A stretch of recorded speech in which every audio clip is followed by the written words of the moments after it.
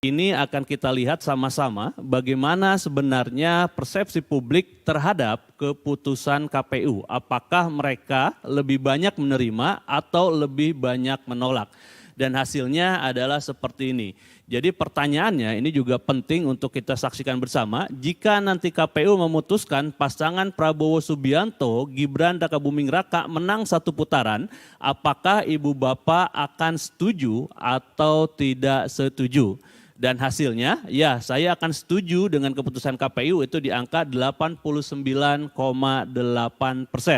Kemudian yang tidak setuju itu ada juga di angka 9,3% dan yang menyatakan tidak tahu tidak jawab di angka 0,9%. Jadi terlihat dari sini mayoritas publik hampir 90%, tepatnya 89,8% akan setuju dengan keputusan KPU. Jadi meskipun ada suara-suara yang tidak percaya, kemudian juga akan melakukan langkah hukum dan sebagainya, tentu itu kita hargain. Tetapi kalau kita lihat daripada persepsi publik, memang ada sekitar hampir 10%, 9,3 yang tidak percaya atau tidak setuju dengan keputusan KPU, tetapi ada yang lebih besar, hampir 90%, 89,8% dia akan setuju dengan keputusan KPU. Jika kita breakdown dari mana saja ini asalnya, ini menarik karena ketika misalnya kita coba bedah daripada sisi pemilih capres yang bertarung di 2024, ini dari 3 kandidat, 2 kandidat yang pemilihnya yang akan setuju dengan keputusan KPU ternyata di atas 90% adalah pasangan Prabowo Subianto Gibran Rakabuming Raka dan Ganjar Pranowo Mahfud MD.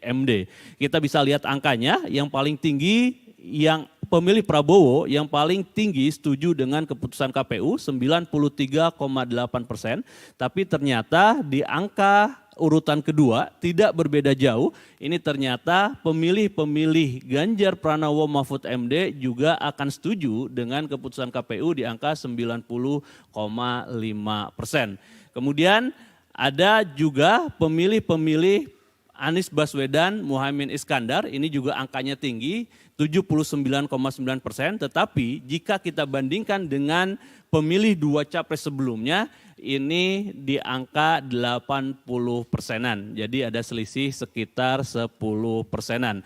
Jadi memang yang paling tinggi pemilih-pemilih Prabowo yang akan setuju dengan keputusan KPU, tapi yang lain pun itu hampir 90% di pemilih Ganjar Mahfud, kemudian 80%, 79,9% di pemilih Anies Baswedan, Muhaimin Iskandar. Jadi ini datanya bahwa ternyata yang setuju bukan hanya dari pihak yang menang saja, tetapi dari pihak yang kalah pun pemilih-pemilihnya setuju meskipun ada perbedaan tingkat persetujuannya. Ada 90, ada 80%. Download Tribun X sekarang, menghadirkan lokal menjadi Indonesia.